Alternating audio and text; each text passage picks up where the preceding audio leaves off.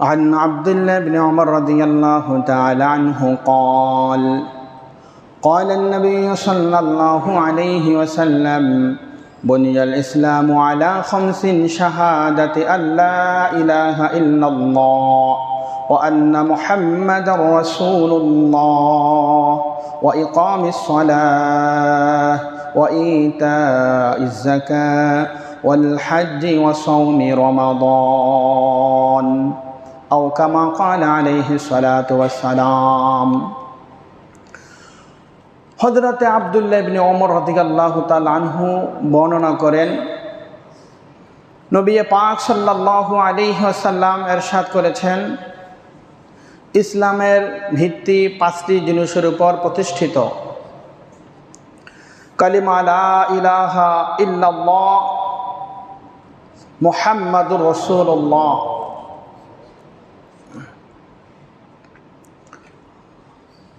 ওয়া ইকামিস সালাহ, নামাজ আদায় করা, হজ করা, যাকাত দেওয়া, মাহে রমাদানের রোজা রাখা। ইসলামের 5টি মূল ভিত্তি। ইসলামের এই 5টি মূল ভিত্তিকে 2 ভাগে বিভক্ত করা হয়েছে। একটি হলো ইতিকাদি অর্থাৎ বিশ্বাস, আরেকটি হলো আমল তথা ইবাদত। ইতিকাদ বলা হয় অন্তরে বিশ্বাস করা, মুখে স্বীকার করা।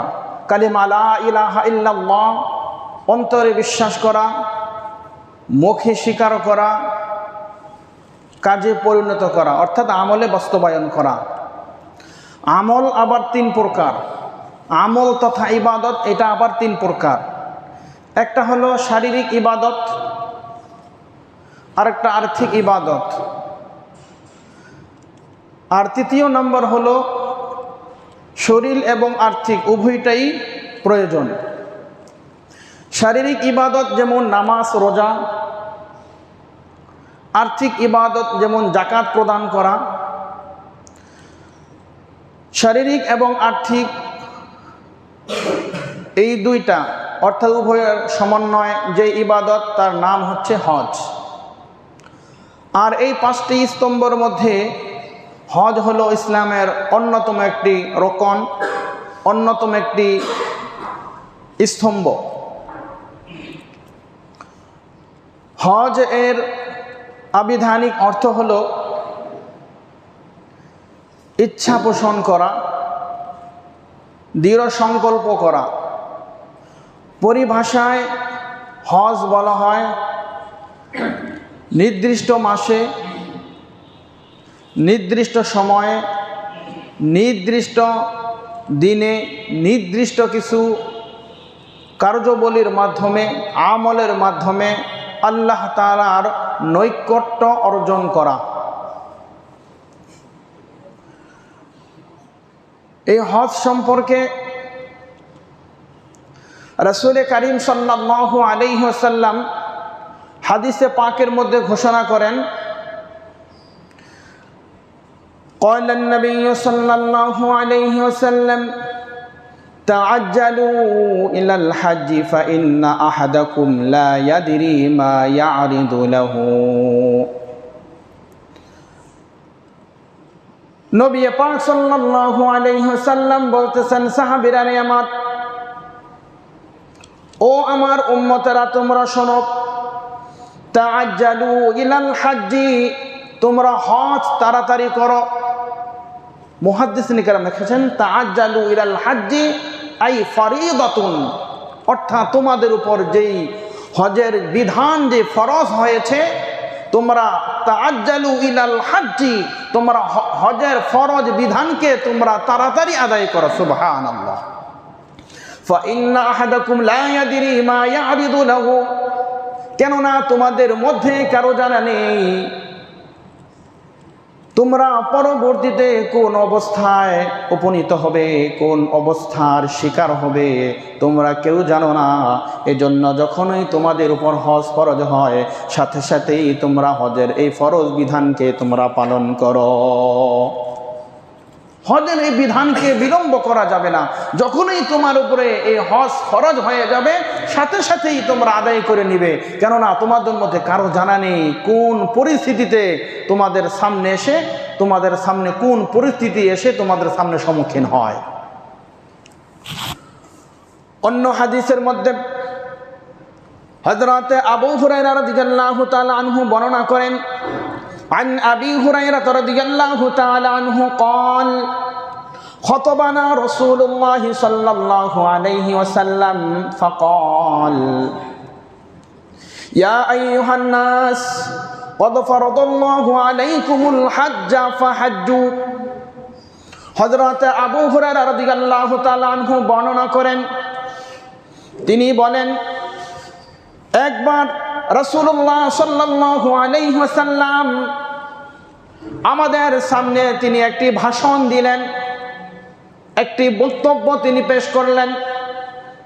তিনি বললেন, হে লোক সকল, ইয়া আইয়ুহান নাস ক্বাদ ফারাদাল্লাহু আলাইকুমুল হাজ্জা ফাহাজ্জু। হে লোক সকল, তোমাদের যাদের উপর হজ ফরজ হয়েছে তোমরা তাড়াতাড়ি হজ আদায় করো।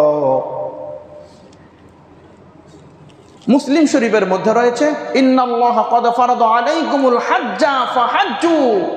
নিশ্চয়ই নিশ্চয়ই অবশ্যই তোমাদের উপর যাদের হজ ফরজ হয়েছে তোমরা এই হজের ফরজ বিধানকে তোমরা আদায় করো। সুবহানাল্লাহ।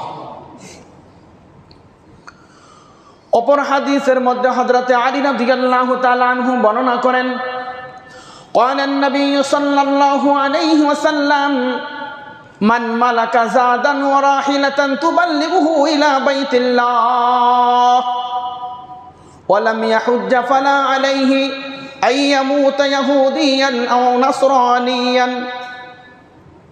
হযরত আলী রাদিয়াল্লাহু তাআলা আনহু তিনি বর্ণনা করতেছেন, রাসূলুল্লাহ সাল্লাল্লাহু আলাইহি ওয়াসাল্লাম বলেন, মান মালাকা জাদান ওয়া রাহিলাতান তুবাল্লিগুহু ইলা বাইতিল্লাহ। যেই ব্যক্তির এই পরিমাণ পাথেয় এবং যানবাহনের যাতায়াতের খরচ বহন করার মতো সাধ্য সমর্থ রয়েছে সে যেন অবশ্যই হজ সম্পাদন করে, হজ আদায় করে। ওয়ালাম ইয়াহুজ্জা ফালা আলাইহি, আর তার সাধ্য সমর্থ থাকা পরেও যদি সে হজ আদায় না করে, আর সে যদি এমত অবস্থায় মৃত্যুবরণ করে, নবী পাক সাল্লাল্লাহু আলাইহি ওয়াসাল্লাম হাদিসের শেষে বলতেছেন, সে ইহুদি হয়ে মারা গেল না খ্রিস্টান হয়ে মারা গেল এই ব্যাপারে আল্লাহ তাআলার কোনো কিছু যায় আসে না। কোরআনে কারীমের সূরা আলে ইমরান এর ৯৭ নম্বর আয়াতে আল্লাহ তাআলা বলতেছেন, ওয়ালিল্লাহি আলান নাসি হিজ্জুল বাইতি মান ইসতাতাআ ইলাইহি সাবিলা। তোমাদের মধ্যে যাদের সাধ্য সামর্থ্য রয়েছে বাইতুল্লাহ পর্যন্ত পৌঁছার, তোমরা আর বিলম্ব না করে তোমরা আল্লাহর ঘরের ফরজ বিধানকে তোমরা আদায় করো। যদি এই আল্লাহর এই ফরজ বিধানকে যদি তোমরা আদায় না করো, পালন না করো, তোমাদের ব্যাপারে কি কঠিন শাস্তি। অপর হাদিসের মধ্যে হযরত আবি উমামা রাদিয়াল্লাহু তাআলা আনহু বর্ণনা করেন, عن أبي أمامة رضي الله تعالى عنه قال قال النبي صلى الله عليه وسلم من لم يمنعه من الحج حاجة ظاهرة أو سلطان جائر أو مرض حابس فليمت إن شاء يهوديا وإن شاء نصرانيا أو كما قال عليه الصلاة والسلام। হযরত আবি উমামা রাদিয়াল্লাহু তাআলা আনহু বর্ণনা করেন, রাসূল পাক সাল্লাল্লাহু আলাইহি ওয়াসাল্লাম বলতেছেন, মান লাম ইয়ামনাহু মিনাল হজ্জ হাজাতুন যাহিরাতুন, যাকে বাইতুল্লাহ পর্যন্ত পৌঁছতে স্পষ্ট কোনো বাধা, কোনো প্রয়োজন না থাকে এবং কোনো অত্যাচারী জালেম বাদশাহ তার কোনো ভয় না থাকে এবং কঠিন রোগে আক্রান্ত এমন অপরাধ যা তাকে বাইতুল্লাহ পর্যন্ত পৌঁছাবে, এই ধরনের কোনো রোগ ব্যাধি যদি না থাকে, আর ইহা সত্ত্বেও সে যদি বাইতুল্লাহর হজ আদায় না করে, ইনশা ইয়াহুদিয়ান ওয়া ইনশা নাসরানিয়ান, চাই সে ইহুদি হয়ে মারা যাক, চাই সে খ্রিস্টান হয়ে মারা যাক, তাতে আমি নবীর কিছু আসে যায় না এবং আমি আল্লাহর তাতেও কিছু আসে যায় না। তিনটা কথা বাইতুল্লাহ পর্যন্ত পৌঁছার জন্য তার যেই অর্থ সম্পদ দরকার, এই অর্থ সম্পদ তার কাছে রয়েছে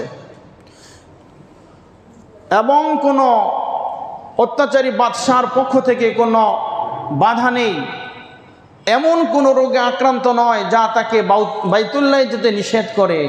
বলে এই তিনটা কারণ ছাড়াও যদি কেউ যদি অর্থ সম্পদ থাকার পরেও সে যদি খানায়ে কাবায় না যায়, নবী পাক সাল্লাল্লাহু আলাইহি ওয়াসাল্লাম বলতেছেন, ইনশা ইয়াহুদিয়ান ওয়া ইনশা নাসরানিয়ান, তাহলে সে ইহুদি হয়ে মারা যাক বা খ্রিস্টান হয়ে মারা যাক, তাতে আমার কিছু আসে যায় না। কত কঠিন!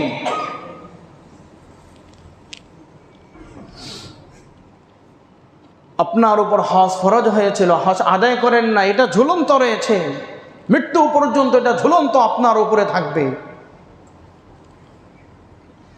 ধরেন আজ থেকে 10 বছর পূর্বে ওই সময় 3 থেকে 4 লাখ টাকা লাগতো হজ করার জন্য। ওই সময় হজের ফরজ বিধান আপনার উপর ফরজ হয়েছিল, ওই সময় আদায় করেননি, চিন্তা করেছেন করব আগামী বছর। পরের বছর যখন এসেছে, এই বছর ছেলেকে বিবাহ করব, আচ্ছা আগামী বছর আসলে সামনে মেয়ের পরীক্ষা, মেয়ের পরীক্ষাটা যাক তারপরে যাব। একের পরে এক শুধু আপনার সামনে শুধু কাজকে আপনি প্রাধান্য দিচ্ছেন। তো বছরের পর বছর আপনি অতিক্রম করে আপনি চলে আসছেন, এখন বর্তমানে 6-7 লক্ষ টাকার প্রয়োজন হজ করার জন্য। এখন আসার পরে যদি বলেন, হুজুর আমার কাছে তো ওই পরিমাণ অর্থ সম্পদ নেই যেই পরিমাণ অর্থ সম্পদ দিয়ে আমি বাইতুল্লাহর মুসাফির হব। মনে রাখবেন স্পষ্ট মাসআলা, আজ থেকে 10 বছর পূর্বে আপনার উপর যে হজের বিধান ফরজ ছিল, ওই হজের বিধান আপনার উপর ফরজ হয়ে রয়েছে। আপনার উপর এই দায়িত্ব, এটা ফরজ হয়ে রয়েছে। এই ফরজের জিম্মাদারি যতদিন পর্যন্ত আপনি আদায় না করবেন, ততদিন পর্যন্ত আপনাকে গুনাহগার হবেন। আল্লাহ না করুক যদি এমত অবস্থায় আপনার মৃত্যু হয়ে যায়, তাহলে পূর্ববর্তী যেই 2টি হাদিসের মাধ্যমে আমরা স্পষ্ট বুঝতে পারলাম এই কথা, যেই ব্যক্তির এই পরিমাণ পথ এবং যানবাহনের ব্যবস্থা রয়েছে, ইহা সত্ত্বেও বাইতুল্লাহ যায় নাই এবং ওই 3 কারণের কোনো এক কারণ তার মধ্যে পাওয়া যায় নাই, বলে শুধু অযথা অলসতা করে তিনি এই আল্লাহর ফরজ বিধানকে আদায় করেন নাই। বলে আপনার উপর এই ফরজ জিম্মাদারি আপনার উপর রয়ে গেছে। আর আপনি যদি মারা যান, তাহলে এমতো অবস্থায় নবীজি বলছে, ইয়াহুদিয়ান না নাসরানিয়ান, তুমি ইহুদি হয়ে মারা যাও না খ্রিস্টান হয়ে মারা যাও, সেই বিষয়টা আমার দায়িত্ব নয়। সূরত একটা রয়েছে, ধরেন আপনার বাবার উপর হজ ফরজ ছিল, মায়ের উপর হজ ফরজ ছিল, আপনার পরিবারের যে কোনো ব্যক্তির উপর যদি হজ ফরজ ছিল আর সে হজ না করে মারা গিয়েছে, এখন আপনার উপর দায়িত্ব এবং কর্তব্য হলো আপনার ওই বাবা মা এবং পরিবারের যার উপরে হজ ফরজ ছিল ওই ব্যক্তির পক্ষ থেকে হজ বদলি হজ করানো এটা আপনাদের উপর দায়িত্ব এবং কর্তব্য।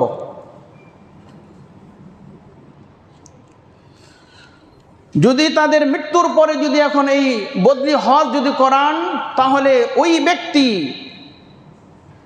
এই ফরজ এই জিম্মাদারি থেকে সে মুক্ত হবে, দায়ভার মুক্ত হবে। অন্যথায় কিয়ামত পর্যন্ত তার উপরে এই যেই লাজেম ছিল, যেই ফরজ ছিল, বলে এই ফরজের জিম্মাদারি এই দায়িত্ব তার উপর থেকে যাবে। এই জন্য বুজুর্গ লোক দেখে, নামাজি, কালামি, সত্যবাদী, বিশ্বস্ত, আমানতদার, বলে এমন বুজুর্গ লোক দেখে যাকে আপনার পছন্দ হয়, ভালো লাগে, ওই ব্যক্তিকেই, ওই মৃত ব্যক্তির পক্ষ থেকে ওই হজকে যদি আদায় করান, তাহলে হয়তোবা এই ফরজ জিম্মাদারি তার থেকে মুক্ত হবে। অন্যথায় কোনোভাবেই কোনো অবস্থাতেই এই ফরজ জিম্মাদারি ফরজ বিধান থেকে সে মুক্ত হবে না। তাহলে এই পর্যন্ত গেল আমাদের হজের গুরুত্ব। কোরআনে কারীম এবং হাদিসের মাধ্যমে আমরা প্রমাণ পেয়ে গেলাম একথা যে হজ যাদের উপর ফরজ, অবশ্যই তাদেরকে হজের জিম্মাদারি আদায় করতে হবে, হজের ফরজিয়ত আদায় করতে হবে। এবার আসেন, অনেকের মনের চিন্তা ধারণা এমন হতে পারে ৬-৭ লাখ টাকা লাগবে, এত টাকা খরচ করে হজে যাব, হজে গেলে এত টাকা খরচ করে কি হবে? বলে ইসলামের এই 5টি যে মূল ভিত্তি, এর একটা হলো ফরজ বিধান হজ। এই হজকে যদি কেউ অস্বীকার করে তাহলে সে মুসলমান থাকবে না। হজের বিধানকে অস্বীকার করার কোনো সুযোগ নাই। হজ করলে কি লাভ হবে, কি ফায়দা হবে? রাসূল করিম সাল্লাল্লাহু আলাইহি ওয়াসাল্লাম বলতেছেন, ইন্নাল ইসলাম ইয়াহদিমু মা কানা ক্বাবলাহু ওয়া ইন্নাল হিজরাতা তাহদিমু মা কানা ক্বাবলাহা ওয়া ইন্নাল হাজ্জা ইয়াহদিমু মা কানা ক্বাবলাহু। রাসূলুল্লাহ সাল্লাল্লাহু আলাইহি ওয়াসাল্লাম বলতেছেন, ইন্নাল ইসলাম ইয়াহদিমু মা কানা ক্বাবলাহু, নিশ্চয়ই ইসলাম তার পূর্বের সমস্ত গুনাহকে ধুয়ে মুছে তাকে পুত পবিত্র করে দেয়। সুবহানাল্লাহ। ওয়া ইন্নাল হিজরাতা তাহদিমু মা কানা ক্বাবলাহা, কোন ব্যক্তি যদি একমাত্র আল্লাহ তাআলার জন্য হিজরত করে, তাহলে ওই হিজরতের বিনিময় আল্লাহ তাআলা তার পিছনের গুনাহসমূহ মাফ করে দেবে। তৃতীয় নাম্বার যেটা আমার উদ্দেশ্য, যেটা আমার মাকসাদ, ওয়া ইন্নাল হাজ্জা ইয়াহদিমু মা কানা ক্বাবলাহু, যেই ব্যক্তি হজ করবে, হজ করার দ্বারা আল্লাহ তাআলা ওই হজকারীর পিছনের তামাম জিন্দেগীর গুনাহগুলো মাফ করে আল্লাহ তাকে পুত পবিত্র বানায় দিবে। সুবহানাল্লাহ। তাহলে হজ করলে সওয়াব আছে না নাই? হজ করার দ্বারা আল্লাহ তাআলা তামাম জিন্দেগীর গুনাহগুলোকে আল্লাহ মাফ করে দিবেন। তার হাবিব হাদিসের মধ্যে ঘোষণা করেছেন। কেমন মাফ করবেন? আল্লাহ আমাদের গুনাহগুলো কেমন মাফ করবেন? মাফ করে আমাদেরকে কোন পর্যায়ে নেবেন? অপর হাদিসের মধ্যে আল্লাহর পয়গম্বর বলেন, ক্বালান নবী সাল্লাল্লাহু আলাইহি ওয়াসাল্লাম, মান হাজ্জা লিল্লাহি ফালাম ইয়ারফুস ওয়া লাম ইয়াফসুক রাজা'a কায়াউমিন ওয়ালাদাতহু উম্মুহু। জনাবি মুহাম্মদুর রাসূলুল্লাহ সাল্লাল্লাহু আলাইহি ওয়াসাল্লাম বলেন, আমার উম্মতরা রে শোনো, মান হাজ্জা লিল্লাহ, যেই ব্যক্তি একমাত্র আল্লাহ তাআলাকে রাজি আর খুশি করার জন্য, আল্লাহ তাআলাকে সন্তুষ্টি করার জন্য হজ করল, মান হাজ্জা লিল্লাহি ফালাম ইয়ারফুস ওয়া লাম ইয়াফসুক, এবং হজে যাওয়ার পরে কোনো অশ্লীল কাজ কর্ম করে নাই, রাজা'a কায়াউমিন ওয়ালাদাতহু উম্মুহু, তাহলে আমি আল্লাহ তাকে ওই দিনের মতো করে দেই যেই দিন তার মা তাকে পৃথিবীতে ভূমিষ্ঠ করেছে। সুবহানাল্লাহ। কোন ব্যক্তি যদি আল্লাহ তাআলাকে সন্তুষ্ট করার জন্য হজ করে তাহলে সে ওই দিনের ন্যায় হয়ে যায় যেই দিন একজন সদ্য ভূমিষ্ঠ সন্তান পৃথিবীতে আগমন করেছে, নিষ্পাপ মাসুম বাচ্চার মতো বেগুনা মাসুম আল্লাহ তাআলা তাকে বানায়া দেয়। কেমন মাফ করে? বলে এমন মাফ করে দিলাম, বলে নিষ্পাপ মাসুম বাচ্চার মতো, নবজাতক শিশু বাচ্চার মতো আমি আল্লাহ বানায়া দিলাম।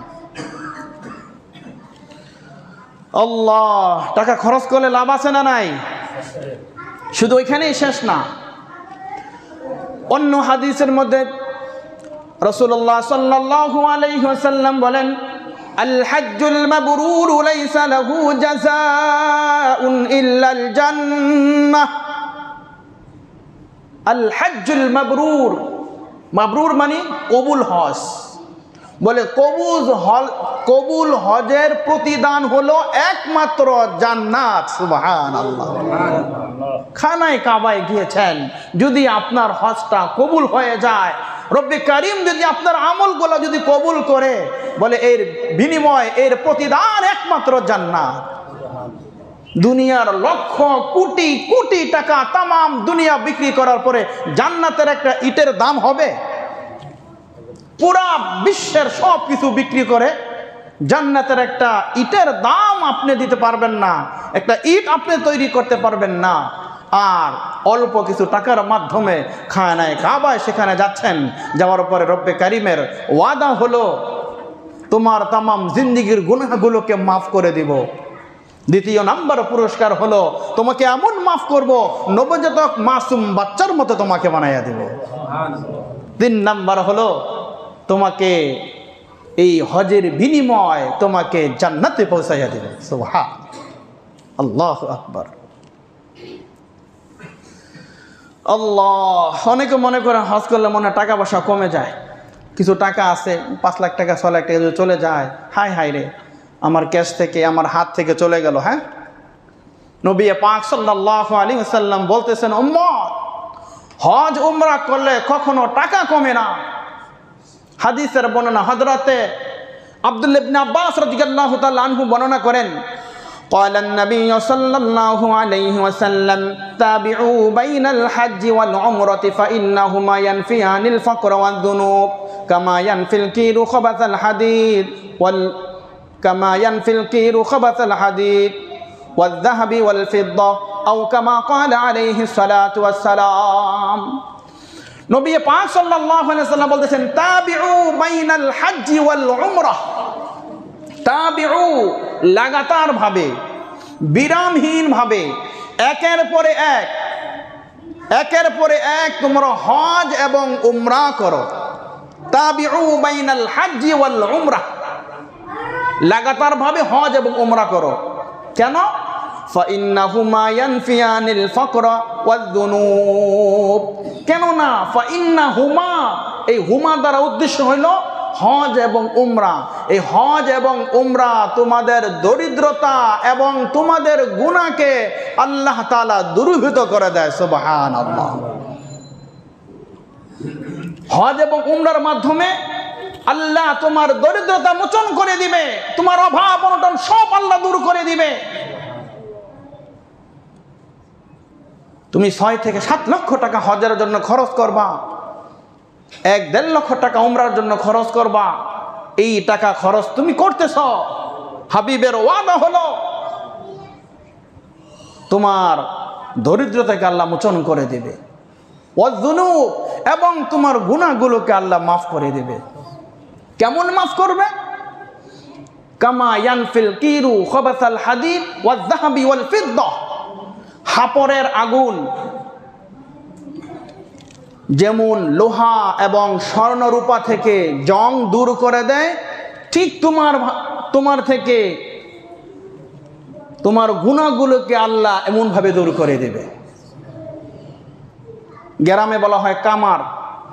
কামারের কাছে লোহা যত পুরানো থাক না কেন, জং পড়া থাক না কেন, সেটা যদি কামারের কাছে নিয়ে যান, হাঁপারের যে আগুন, ওই আগুনের মাধ্যমে সে তার লোহার জংকে দূর করে দেয়। স্বর্ণকারের কাছে স্বর্ণ অলংকার রূপা নিয়ে যাবেন, বলে তার যেই আগুন রয়েছে সেই আগুনের মাধ্যমে তার যেই ময়লা, যেই জং যেগুলো পড়েছে, বলে সেগুলো সব দূরীভূত করে দেয়। নবী পাক সাল্লাল্লাহু আলাইহি সাল্লাম বলছেন, হজ উমরা লাগাতারভাবে একের পর এক তোমরা আদায় করো, তাহলে তোমাদের দরিদ্রতাকে আল্লাহ দূর করবে, গুনাহ মাফ করবে। যেমন নাকি এই আগুন লোহা এবং স্বর্ণরূপা থেকে জং দূর করে দেয়। সুবহানাল্লাহ।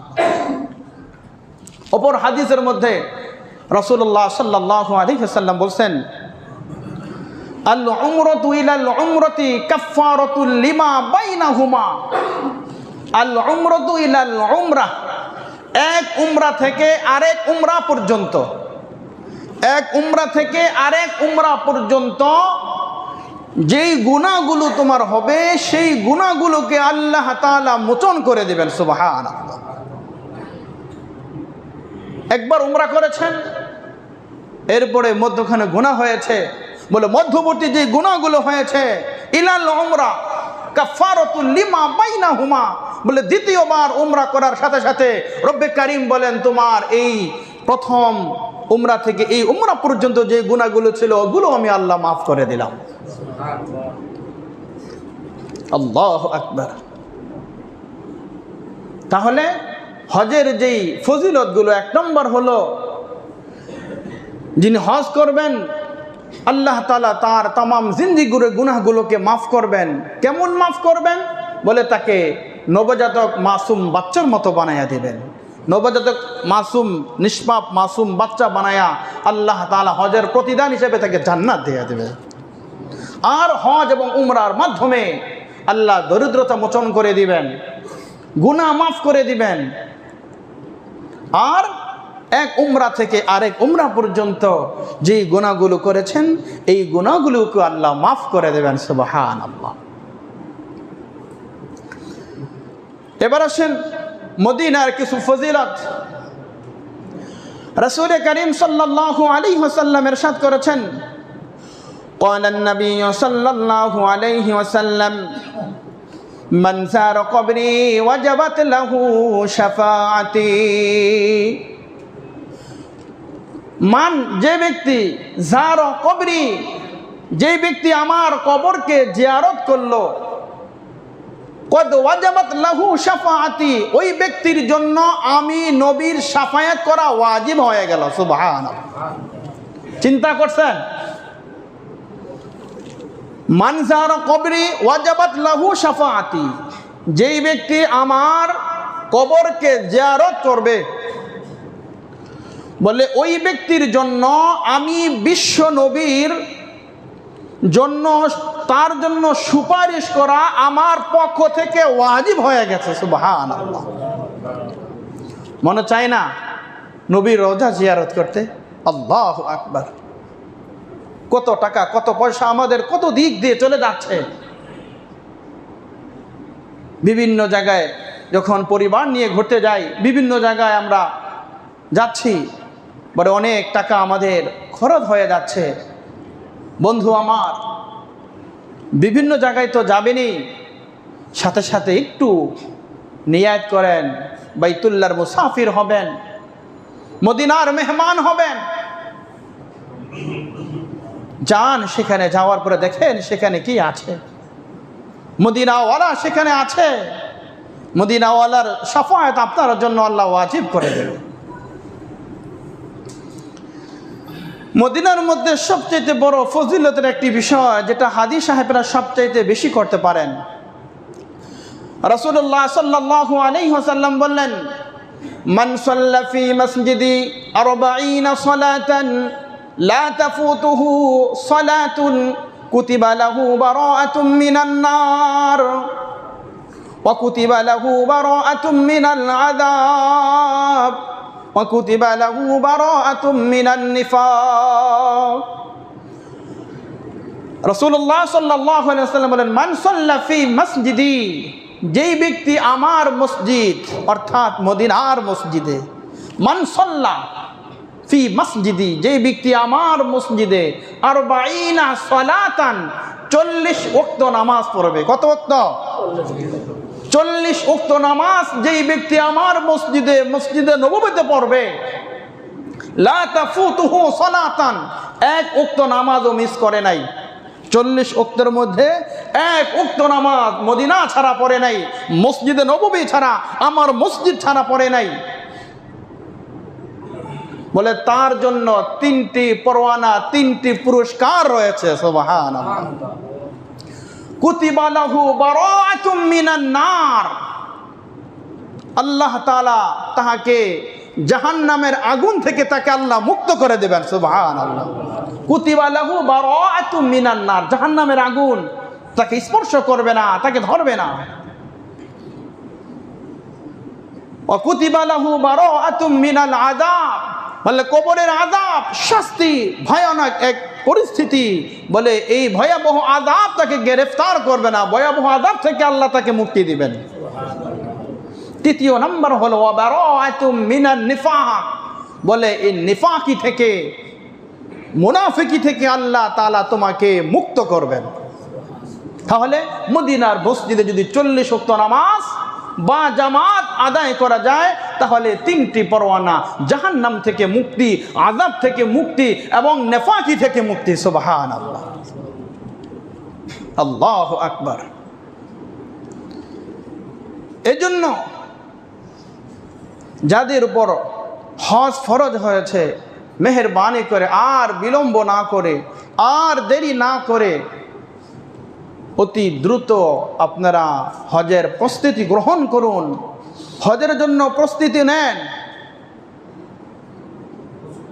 যদি আবার চিন্তা করেন আবার আমি 1 বছর দেরি করব, সামনের বছর করব, সামনের বছর আপনি হজ করতে পারবেন, আগামী বছর আপনি বাঁচবেন, এই গ্যারান্টি, এই চুক্তি জিবরাইলের সাথে হয়েছে?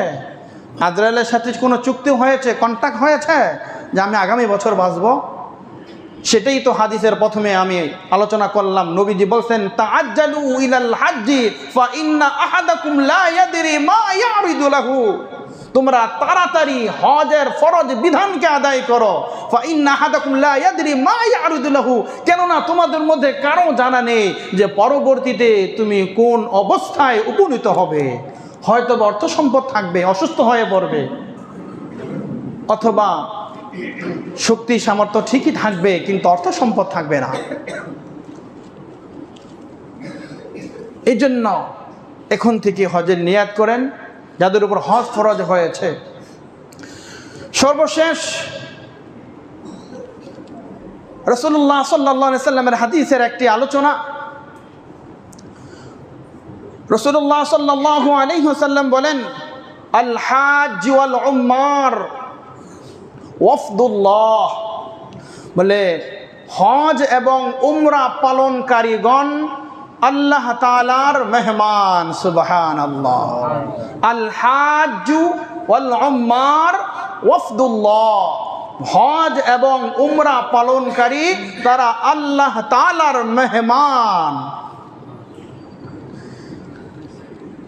ইন দাউহু আজাবাহু, তারা যেই দোয়া করবে আল্লাহ তাআলা তাদের ওই দোয়াকেই আল্লাহ কবুল করবেন। সুবহানাল্লাহ। ওয়া ইন ইস্তাগফারু গফারা লাহুম, এবং তারা যেই প্রার্থনা করবেন আল্লাহ তাদের ওই প্রার্থনা কবুল করে তাদেরকে ক্ষমা করে দেবেন। সুবহানাল্লাহ। তাহলে যারা হজ উমরায় যাবে তারা কিসের মেহমান?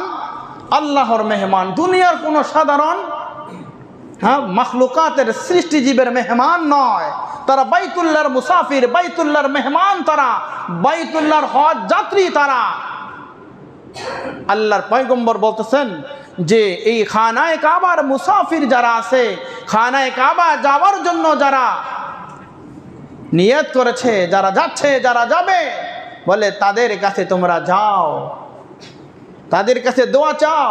তারা যখন মুহরিম অবস্থায় যখন দোয়া করবে তাদের প্রত্যেকটা দোয়া আল্লাহ কবুল করবে।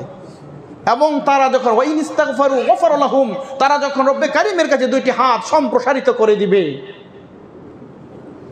আর কারো জন্য ক্ষমা চাইবে, মাফ চাইবে, আল্লাহ তাদের প্রার্থনা কবুল করে তাদেরকে মাফ করে পুত পবিত্র করে দেবে। সুবহান আল্লাহু আকবার।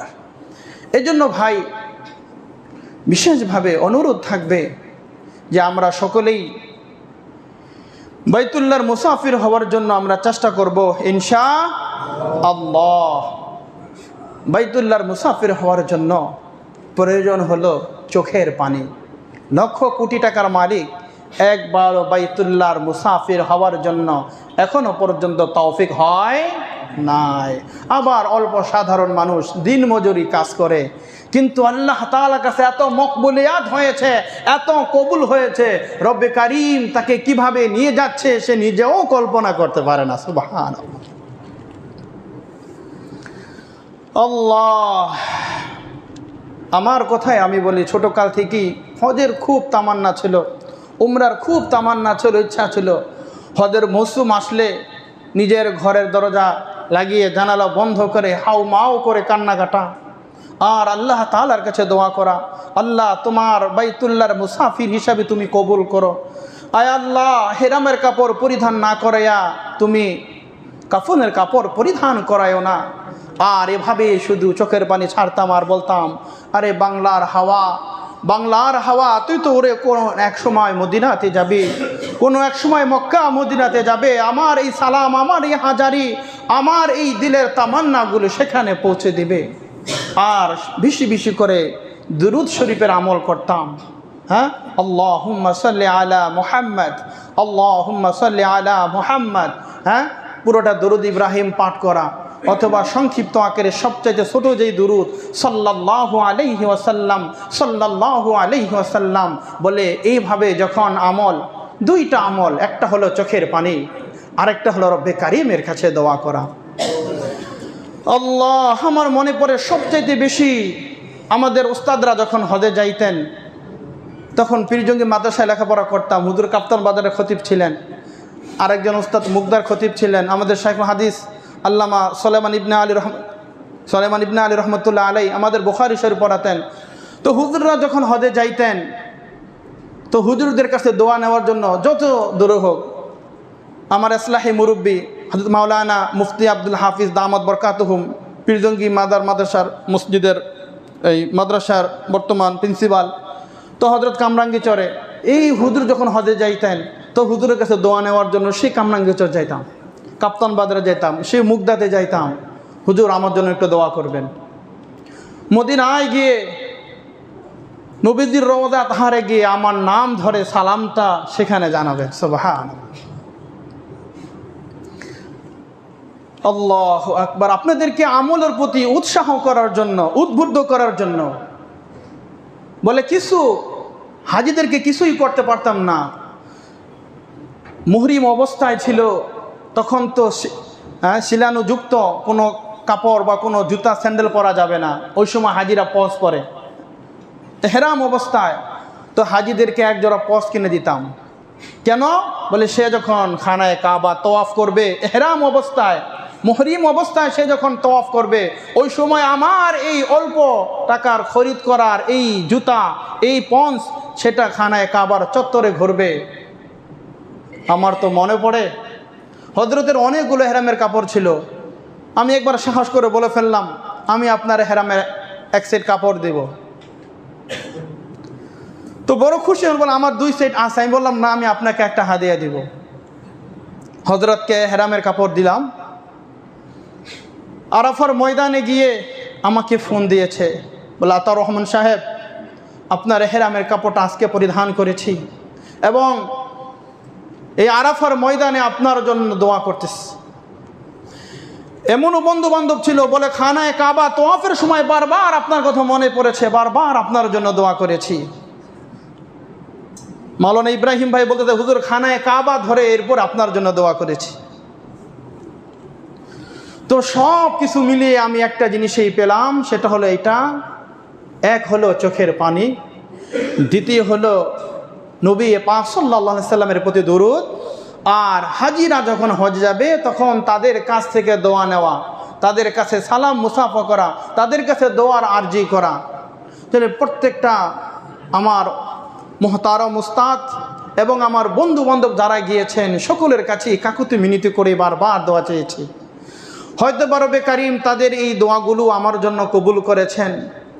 এজন্য আমি অধম আপনাদের দোয়ার বরকতে এই নভেম্বরের 24 তারিখ 1:50 আমি অধমের বাইতুল্লাহর মুসাফির হওয়ার জন্য আল্লাহ কবুল করেছেন। আপনারা সকলে আমার জন্য দোয়া করবেন। আমার যত মুহিব্বিন আছেন, আমার যত মুসল্লি ভাইরা আছেন এবং আমার যত খায়ের খা রয়েছেন সকলের জন্য আমি আপনাদের জন্য দোয়া করব। যারা এখনও যেতে পারেন নাই, আল্লাহ তাআলা যেন আপনাদের সকলকে বাইতুল্লাহর জিয়ারত আল্লাহ তাআলা সকলকে নসিব করুন। সকলে বলুন আমিন। আর যারা গিয়েছেন তাদেরকেও আল্লাহ বারবার যাওয়ার তৌফিক আল্লাহ দান করুন। এজন্য বিশেষ করে আমার জন্য আপনারা দোয়া করবেন, আমি যেন সহি সালামতে সেখানে পৌঁছতে পারি। আল্লাহর এই বিধান আমি যেন পালন করতে পারি এবং আবার সুস্থতার সাথে যেন আপনাদের মাঝে ফিরে আসতে পারি। 2 জুমা আমি থাকবো না। 2 জুমা আমাদের মাদ্রাসার দারুল উলুম ঢাকা এর সম্মানিত পরিচালক হাফেজ মাওলানা মুফতি ইসমাইল হোসাইন সাহেব, আমাদের প্রধান পরিচালক হযরত 2 জুমা পড়াবেন। আমি 2 জুমা থাকবো না। ওই 2 জুমা হুজুর এখানে জুমায় খুতবা দেবেন ইনশাআল্লাহ। হুজুরও আমাদের জন্য দোয়া করবে, আমিও সেখানে গিয়ে আপনাদের জন্য দোয়া করব। বিশেষভাবে আপনারা আমার জন্য দোয়া করবেন। আমি জীবনের প্রথম, এখনও পর্যন্ত বাইতুল্লাহর মুসাফির হতে পারি নাই। এজন্য আল্লাহ তাআলার কাছে দোয়া করি, আল্লাহ আমার উমরার সফরকে আল্লাহ সহজ করুন, আল্লাহ কবুল করুন। সকলে বলুন আমিন। আখিরি দাওয়ানা আনিল হামদুলিল্লাহি রাব্বিল আলামিন।